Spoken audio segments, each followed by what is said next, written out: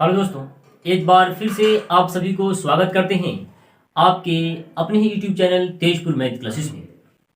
जैसे कि आपको मालूम है और आप पढ़ भी रहे हैं, तो आपको मालूम है कि हम लोग जो चैप्टर पढ़ रहे हैं वो पढ़ रहे हैं एंशियंट हिस्ट्री, यानी प्राचीन इतिहास। भारत का प्राचीन इतिहास हम लोग पढ़ रहे हैं। और प्राचीन इतिहास में जो सबसे पहले टॉपिक आता है वो आता है मेरे प्यारे भाई, सोर्सेस ऑफ एंशियंट पीरियड, प्राचीन काल का स्रोत। और प्राचीन काल के स्रोत को ही हमने दो भागों में बांटे थे और दो भागों में हम लोग बांट करके पढ़े थे, जिसमें से एक भाग पूरा कर लिए थे, पढ़ लिए थे, और एक भाग छूट गया था। जैसे में उसका दो भाग में से एक भाग होता है जैसे लिटरेरी सोर्सेस, साहित्यिक स्रोत के नाम से जानते हैं, और दूसरा था आर्कियोलॉजिकल सोर्स, जिसे हम लोग पुरातात्विक स्रोत के नाम से जानते हैं, है ना। तो मेरे प्यारे भाई, लिटरेरी सोर्सेज जो थे वो तो हम लोग पढ़ चुके हैं, उसको फाइनल कर चुके हैं। लेकिन आर्कियोलॉजिकल सोर्सेज जो थे, पुरातात्विक स्रोत जो थे, वो हम लोग अभी नहीं कर पाए हैं। तो आज हम लोग करेंगे क्या, आर्कियोलॉजिकल सोर्सेज। तो टॉपिक, आज के टॉपिक डालेंगे मेरे प्यारे भाई आर्कियोलॉजिकल सोर्सेज। डालिएगा आर्कियोलॉजी,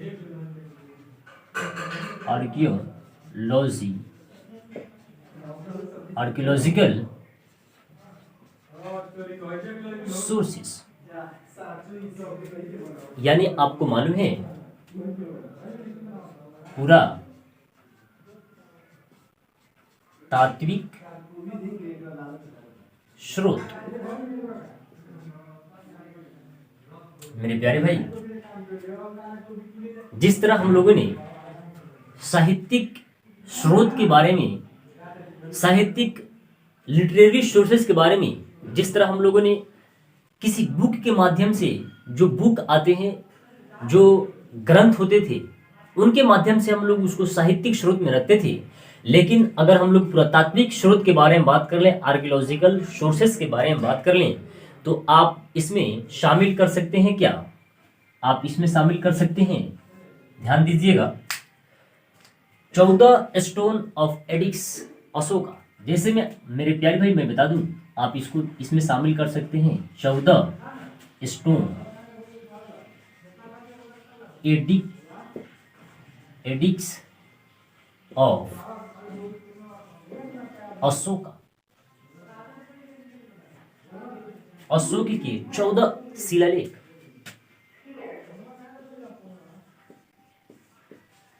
अशोक के 14 शिलालेख आप इसको शामिल कर सकते हैं। और इसके अलावा आप शामिल कर सकते हैं 7 एडिक्स, 7 पिलर्स एडिक्स। इसे यहां पर देखिएगा, 7 पिलर ऑफ एडिक्स।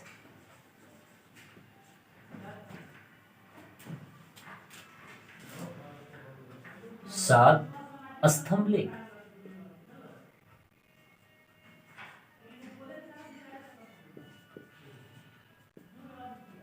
उसी प्रकार से आप शामिल कर सकते हैं जूनागढ़ अभिलेख,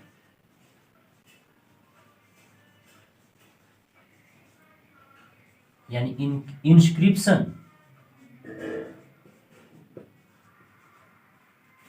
इसको हिंदी में लिख लेंगे जूनागढ़ अभिलेख।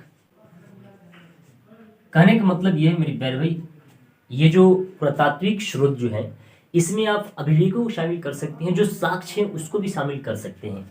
जूनागढ़ अभिलेख ये किसने लिखवाया था, तो थोड़ा दिमाग लगाइए, तो किसने लिखवाया था, रुद्रदामन। ध्यान रखिएगा, रुद्र दामन। हिंदी में लिखेंगे रुद्र दामन। ये रुद्रदामन, आप यहाँ से दिमाग लगा सकते हैं। ये जूनागढ़ अभिलेख जो है ये भारत के संस्कृत में सबसे लंबा और सबसे बड़ा अभिलेख ही क्या माना जाता है?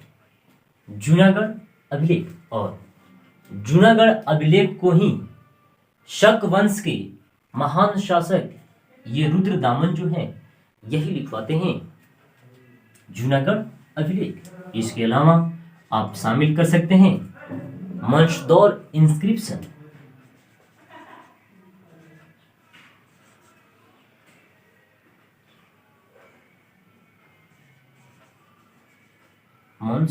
मंशौर इंस्क्रिप्शन यानी इसको हिंदी में लिखेंगे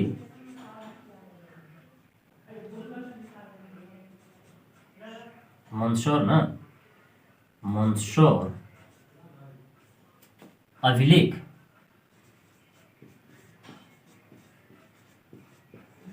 और ये किसने लिखवाया था? मंशौर अभिलेख किसने लिखवाया था? तो आपको मालूम होना चाहिए, यशो बर्मन।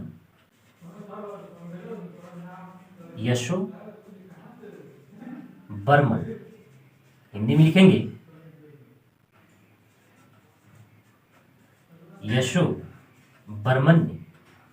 और ये वही शासक है जो पश्चिम भारत के चालुक्य बदामी वंश का ये शासक हुआ था। और इसी ने लिखवाया था क्या? मंशौर इंस्क्रिप्शन यानी मंशौर अभिलेख। इसके अलावा आप शामिल कर सकते हैं ए होल इंस्क्रिप्शन। ए होल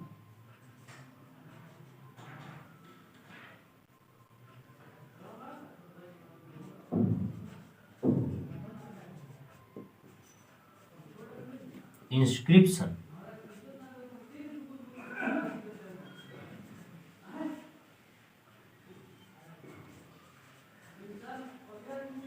अभिलेख। और ये किसने लिखवाया था? तो पुलकेशिन।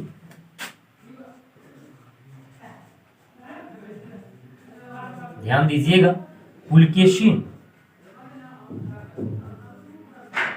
कभी कभी ये होता है ना मेरे प्यारे भाई, कभी कभी आपको अभिलेख का नाम देकर के नाम पूछ लेता है, तो यहां से आप ध्यान में रखेंगे और यहां से आप कवर कर सकते हैं जो हमको मिलते हैं आर्कियोलॉजिकल सोर्सेस में, जो अभिलेखों से हमको मिलते हैं जानकारी।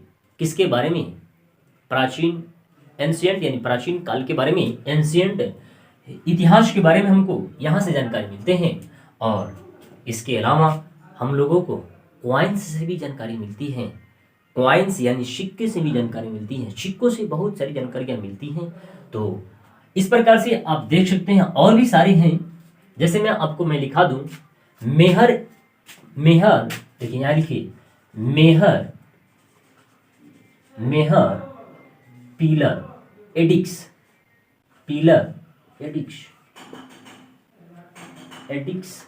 ये किसने लिखवाते हैं? तो ये लिखवाते हैं मेरे प्यारे भाई चंद्रगुप्त द्वितीय। ये लिखवाते हैं चंद्रगुप्त द्वितीय। और ऐसा ही में बहुत सारे और बुक हैं और इंस्क्रिप्शन है, अभिलेख हैं, जो आप आगे चल के बहुत सारे इंस्क्रिप्शन के बारे में हम लोग चर्चा करेंगे, तो वहां से आप जानकारी ले सकते हैं। ठीक है, तो इसके बाद मेरे प्यारे भाई इसको आप स्क्रीनशॉट करेंगे और इसको अपने कॉपी में ऐड करेंगे और नोट करेंगे इसको। उसके बाद हम लोग पढ़ेंगे मेरे प्यारे भाई क्वाइंस के बारे में। क्वाइंस से भी बहुत सारी जानकारियां हम लोग को मिलती हैं और वहां से भी देखते हैं कैसे कैसे जानकारियां मिलती हैं। ये देखते हैं, आइए। और आपको अगर समझ में आ रहा है, अच्छा लग रहा है, तो मेरे प्यारे भाई आप थोड़ा लाइक भी करें, शेयर करें।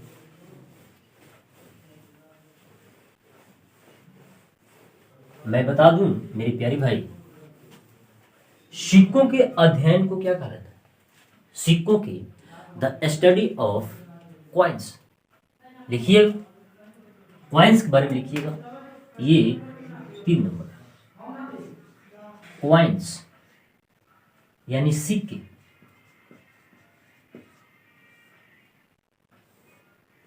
द स्टडी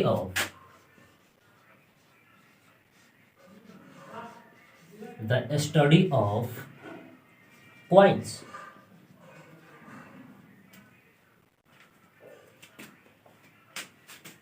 ध्यान देंगे, सिक्कों के अध्ययन को क्या कहा जाता है?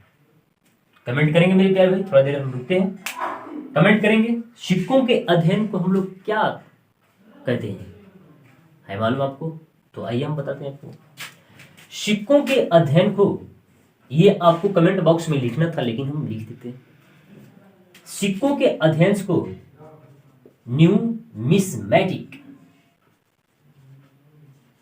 Matics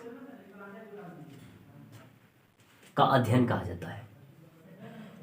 the study of coins यानी न्यूमिस्मैटिक। और मेरे प्यारे भाई मैं बता दूं, हमारे जो इंडियन जो सिक्के हैं, जो हमारे भारतीय सिक्के जो हैं, इनका जनक कौन कहलाता है? तो father of Indian numismatics, Indian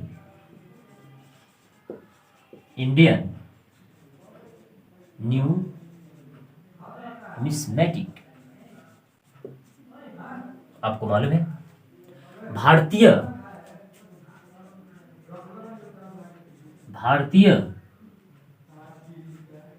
मुद्रा शास्त्र, नोट करेंगे, भारतीय मुद्रा शास्त्र का जनक या पिता भी कह सकते हैं। जनक कौन कहलाता है मेरे प्यारे भाई? नोट करेंगे, वो कहलाते हैं जेम्स प्रिंसेप, और वही हैं जो 1837 में वो अशोक के अभिलेख को पढ़ते हैं। तो ये जेम्स प्रिंसेप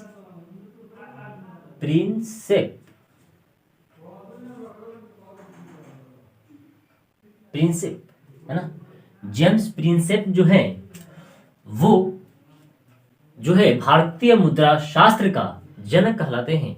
और आपसे अगर क्वेश्चन पूछा भी जाए तो आप यहां से जवाब दे सकते हैं। लेकिन मेरे प्यारे भाई अगर मैं बात कर लूं सिक्कों के बारे में, तो ओल्डेस्ट सिक्के कब मिले थे? ओल्डेस्ट सिक्कों के बारे में तो ओल्डेस्ट यहां लिखेंगे, ओल्डेस्ट फाउंडेड ऑफ कॉइन यानी प्राचीन, भारतीय प्राचीन यानी प्राचीन सिक्के।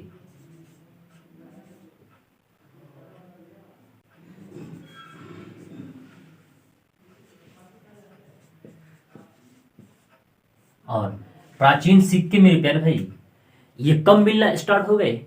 तो 6वीं सेंचुरी यानी 6वीं शताब्दी के शुरुआत में ये जो है सिक्के हमको मिले हैं। और वहीं उसी समय के ये सिक्के हैं सेंचुरी,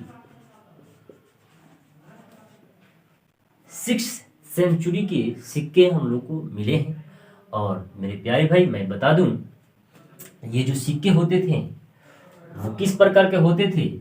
तो ये सिक्के जो होते थे आहत करके बनाए जाते थे। आहत मतलब सिक्कों को पीट करके बनाए थे, मार के बनाया करते थे। मतलब आप नहीं समझते हैं, ये जो सिक्के होते थे कैसे होते थे? तो आहत करके, है ना, आहत करके ये सिक्के बनाए जाते थे। और मेरे प्यारे भाई ये पीट करके सिक्के बनाए जाते थे। लेकिन कहने का मतलब ये है मेरे प्यारे भाई कि जिस समय उस सिक्के को ढाला जाता था, जिस समय सिक्कों को बनाया जाता था और वो सेमी लिक्विड में होने की स्थिति पर, कगार पर होता था, जमने की कगार पर होता था, तो किसी आकृति वाले पत्थर से, किसी चित्रात्मक वाले पत्थर से उस पर मार करके, आहत करके, पीट करके बनाया जाता था आहत सिक्के। और वही सिक्के को नाम दिया गया आहत सिक्का। और मेरे प्यारे भाई आप ध्यान रखेंगे, अगर आपसे क्वेश्चन पूछा जाता है कि आहत सिक्के कब के प्राप्त होते हैं, तो 6th सेंचुरी के 6ठी शताब्दी की जो सिक्के हैं वही जो थे वो आहत करके बनाए जाते थे। तो मुख्य रूप से वही जो होगा आंसर होगा, है ना। तो इस प्रकार से आप ध्यान दे सकते हैं, जो सिक्के होते थे वो क्या होते थे, आहत सिक्के। और मेरे प्यारे भाई मैं बता दूं, ये जो सिक्के होते थे इसके ऊपर आकृतियां पेड़ पौधे या मनुष्य का भी चित्र बनाया जाता था और या किसी पशु का भी चित्र बनाया जाता था। तो इस प्रकार से आप ध्यान रख सकते हैं, जो आहत सिक्के होते थे उस पर शासक का भी चित्र बनाया जाता था। और आपको मालूम है कि उस समय के सिक्कों को मिलना कब स्टार्ट हुआ, जो 6th सेंचुरी के जो सिक्के प्राप्त हुए, ये इस सेंचुरी में वो सिक्के चले थे, प्रारंभ हुए थे। और ये जो मिले थे हम लोगों को, वो कितने शताब्दी में मिले थे, तो 18वीं शताब्दी में सेंचुरी में ये सिक्के मिलना प्राप्त हुए। और ये सिक्के कहाँ मिले, ये सिक्के मिले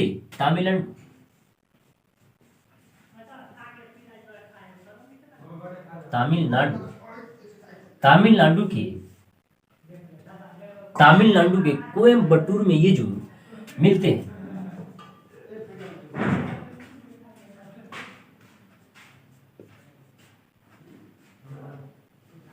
कोयम्बटूर में ये जो है ये सिक्के मिलते हैं। और मैं बात करूं मेरे प्यारे भाई, ये जो सिक्के हैं, सबसे पहले ये सिक्के किनको प्राप्त होता है, और ये हमारे भारत में ये तो तमिलनाडु से प्राप्त होते ही हैं, लेकिन आपको ये सिक्के किनको मिलता है, सबसे पहले ये कौन से शख्स होते हैं जो इनको मिलता है सिक्का, तो कर्नल